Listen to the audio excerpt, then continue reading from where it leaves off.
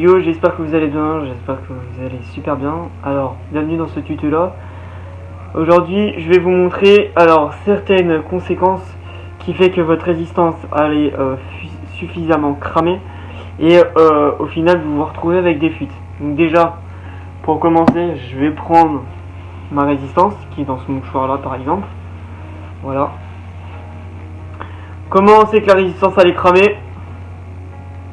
À la couleur noire. Donc ma résistance elle a tenu au bout d'une semaine, donc c'est pas la peine de la nettoyer ou quoi que ce soit. Elle est complètement dézinguée. Pourtant mes liquides, voilà, ils sont imbibés et tout le bordel. En bref, c'est mort. On va commencer par nettoyer la box. Donc box, j'arrive même plus à le dire. La Mac P3, voilà. On va nettoyer la petite box Mac P3. Une box, alors j'ai une résistance qui fait 120 watts.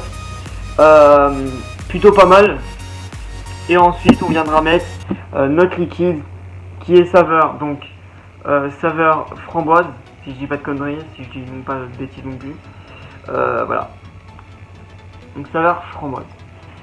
Donc déjà premièrement de ce qu'on va faire. On va donc prendre les résistances de chez Smoke.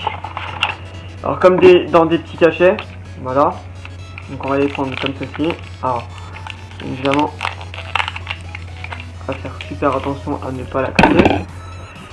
Ce que vous allez faire en premier, c'est d'imbiber le coton. Donc imbibez bien pour que tout cela prenne. Donc là je vais faire celui-là. On peut y aller. Voilà.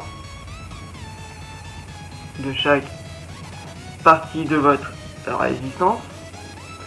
Alors je vérifie bien si ma résistance elle est bien mise. J'ai donc imbibé mon coton. Je vais ouvrir mon cléromiseur.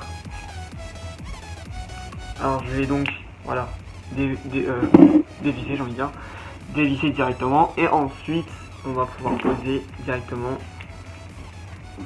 donc la résistance comme ceci. Donc on a juste à tourner, c'est très simple, on a juste à tourner.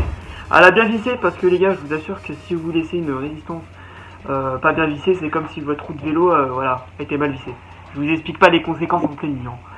Ne posez surtout pas la question de qu'est-ce que ça fait avoir une résistance pas bouchée. Bah demande à la personne que c'est arrivé. Ouais non, si c'est là. Voilà. Et ensuite vous remettez directement votre cléromiseur.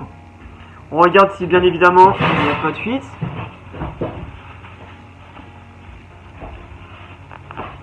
Et ensuite on n'a plus qu'à mettre. Donc, alors, non, bien évidemment, avant de mettre la box, on la nettoie. Donc, elle a déjà été nettoyée, elle a déjà été bien nettoyée, même, j'ai envie de dire. Donc, je lui passe un petit coup de chiffon, un petit coup de mouchoir, pardon. Voilà, coup-ci par là. On va venir ouvrir, donc, les airflows. Non, on va même pas ouvrir les airflows, qu'est-ce que je raconte? Le capot. Voilà, alors ouais, si ça bloque c'est normal parce que c'est nettoyé. On vient mettre le liquide juste là. Et après on n'a plus qu'à mettre notre liquide, notre bon vieux liquide des familles. Alors moi je le mets pas beaucoup, hein. Je sais pas si on peut le voir dans la caméra, je le mets pas énormément. Voilà, parce que je trouve quand même, pour moi une cigarette électronique ça peut être rempli beaucoup. Après c'est qu'un avion. Et du coup voilà. Du coup après quand votre fiole est remplie, on va juste donc directement la mettre dedans. Voilà.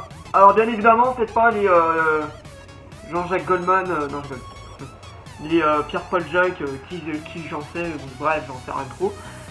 Attendez 15 minutes et te la faire voilà. Bon en tout cas c'est la fin de ce tuto et n'hésitez pas à me retrouver sur mes prochaines vidéos que je peux présenter.